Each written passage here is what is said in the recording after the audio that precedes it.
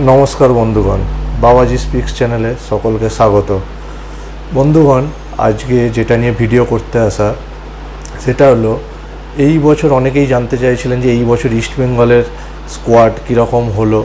তো সেই বিষয়েই আলোচনা করতে আসা আজকে।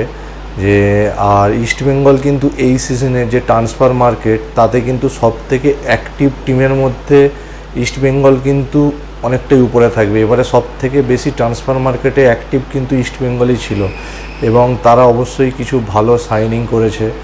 তো দেখে নেওয়া যাক বা জেনে নেওয়া যাক সেইগুলো কী কী ভালো সাইনিং তারা করেছে।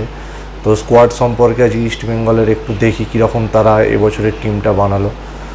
তো গোলকিপার পজিশানে তাদের কিন্তু অলরেডি যে ছিল প্রভসুমন গিল, তিনি অলরেডি আছেন। দেবজিৎ মজুমদার, তিনিও কিন্তু রিটেন হয়েছে, এবং তাদের জুনিয়র প্লেয়ার গৌরব সাউ, তিনি আছে। অর্থাৎ তিনটে গোলকিপার কিন্তু ইস্টবেঙ্গলের এই সিজনে আছে। আর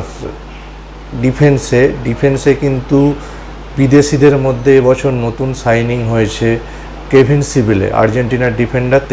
তাকে কিন্তু সাইন করিয়েছে ইস্টবেঙ্গল।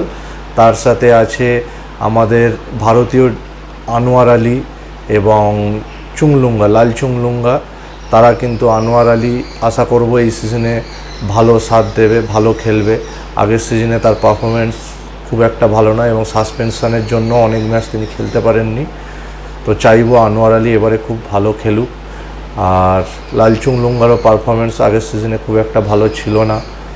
তো আশা করব তিনি এবছর ভালো খেলবেন। আর লেফট ব্যাক পজিশানে ইস্টবেঙ্গলের কিন্তু ছিল অলরেডি প্রভাত লাকড়া, তিনি আছেন এই মরশুমেও। এবং নতুন অ্যাডিশান কিন্তু ইস্টবেঙ্গল করেছে লেফট ব্যাক পজিশানে, গোয়া থেকে জয় গুপ্তাকে, ইন্ডিয়ান প্লেয়ার আমাদের জয় গুপ্তাকে সাইন করিয়েছে। এটা একটা ভালো সাইনিং, জয় গুপ্তা। আর রাইট ব্যাক পজিশানে কিন্তু ইস্টবেঙ্গলের সেরকম ভালো প্লেয়ার কিন্তু নেই। ইস্টবেঙ্গলের একমাত্র মোহাম্মদ রাকিব ছিল, তিনি আছেন। আর কিন্তু সেরকম কিন্তু রাইট ব্যাকে রাকিব ছাড়া কিন্তু আর কিন্তু ভালো বলার মতো প্লেয়ার কেউ কিন্তু ইস্টবেঙ্গলের নেই। তো দেখা যাক ইস্টবেঙ্গল তাদের রাইট ব্যাক পজিশানে কোনো নতুন প্লেয়ার সাইন করায় কি না, সেটা অবশ্যই দেখবার বিষয়। আর তাদের মিডফিল্ড পজিশানে তারা এবারে নতুন সাইন করিয়েছে মোহাম্মদ রাশিদিকে, প্যালেস্টাইনের প্লেয়ার। তিনি কিন্তু যথেষ্ট পাওয়ারফুল তার মানে পাওয়ারফুল বডি ট্যাকেল এবং দূরপাল্লা শট, অর্থাৎ লং রেঞ্জ শটের জন্য কিন্তু তিনি বিখ্যাত। লং রেঞ্জ শটে, দূরপাল্লা শটে গোল করতে পারেন ভালো। তো মোহাম্মদ রশিদি নিঃসন্দেহে একটা ভালো ইনক্লুশন হতে পারে। দেখা যাক, সেটা সময় বলবে কীরকম তিনি পারফর্ম করেন। আর ডিফেন্সিভ মিডে তার সাথে কিন্তু আছে আমাদের ইন্ডিয়ান মিডফিল্ডার যে জিকসন সিং, তিনি কিন্তু ইন্ডিয়ার আমাদের ভালো ডিফেন্সিভ মিডফিল্ডার। তিনি অবশ্যই ভালো, মানে সেকেন্ড বল স্ন্যাচিং এইগুলো কিন্তু যথেষ্ট ভালো করে। তো তিনি আছে মোহাম্মদ রশিদির সাথে। আর আমাদের আছে বাংলারই ছেলে সৌভিক চক্রবর্তী, তিনি কিন্তু তার দিনে কিন্তু সেরা প্লেয়ার, দারুণ। মানে ডিফেন্সিভ, মানে মোহনবাগানের যেরকম আছে দীপক টাংরি, সেরকমই আর কি। মানে ট্যাকেল করে অন্য বিপক্ষ প্লেয়ারের মাথা গরম করিয়ে খেলা কিন্তু নষ্ট করে দিতে পারেন। তো সৌভিক চক্রবর্তী অবশ্যই ভালো, তিনি নিজের দিনে ভালো। আর একটা জুনিয়র মিডফিল্ডার ইস্টবেঙ্গল যেটা সই করিয়েছে রিয়াল কাশ্মীর থেকে, সেটা হচ্ছে রামসাঙ্গাকে রিয়াল কাশ্মীর থেকে এবছর ইস্টবেঙ্গল সাইন করিয়েছে। দেখা যাক তিনি কতটা কার্যকরী হতে পারে ইস্টবেঙ্গল মিডফিল্ডের জন্য। আর অ্যাটাকিং মিডফিল্ডারে কিন্তু এবারে আছেন গতবারের যে সোল ক্রেসপো, তিনি কিন্তু রিটেন হয়েছে, তিনি আছে।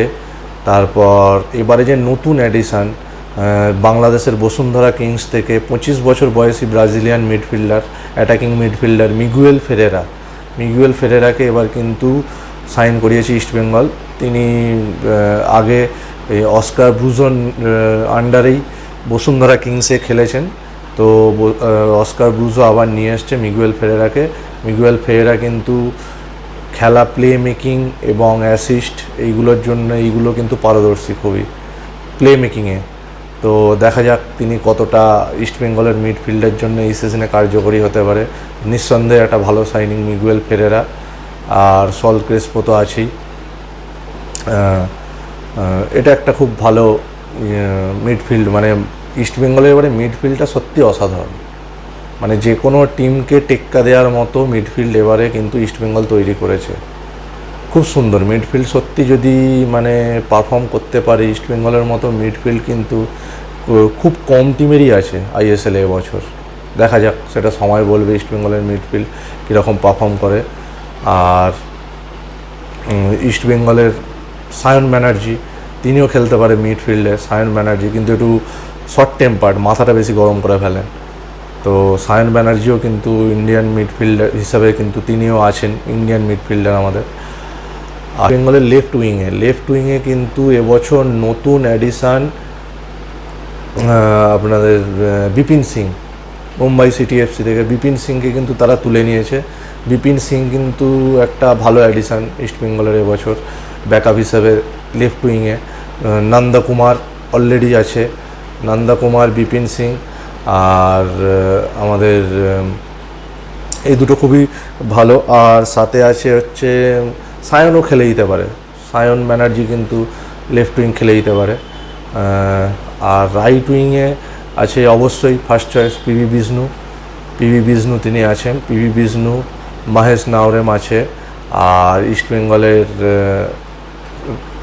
জুনিয়র থেকে উঠে আসা জেসিন টিকে তিনিও আছেন।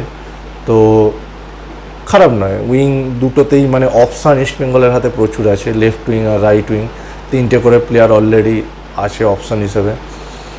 আর ফরওয়ার্ডে আছে স্ট্রাইকারে দিমিত্রি দিয়ামান্তাকোস, তিনি তো অলরেডি ছিলেন, আমরা জানি তিনি মানে বক্সে খুব মানে সুযোগ সন্ধানী স্ট্রাইকার, বক্সে বল পেলে অবশ্যই গোল করতে পারে। আর আছে এবছর নতুন সাইন করিয়েছে এডমুন্ড লাল্লান্ডিকা, তিনিও কিন্তু আমাদের ভারতীয় প্লেয়ার এবং খুবই সুযোগ সন্ধানী স্ট্রাইকার। আর অলরেডি ইস্টবেঙ্গলের আছে ডেভিড লাল সাঙ্গা, তিনি অলরেডি আগের মরশুম থেকে খেলেছেন, মোহামেডান থেকে গেছেন ডেভিড লাল সাঙ্গা, তিনিও খুবই ভালো পারদর্শী স্ট্রাইকার গোল করার ক্ষেত্রে। আর এবছর ইস্টবেঙ্গল স্ট্রাইকারের পজিশানে যে সাইন করেছে নতুন সাইনিং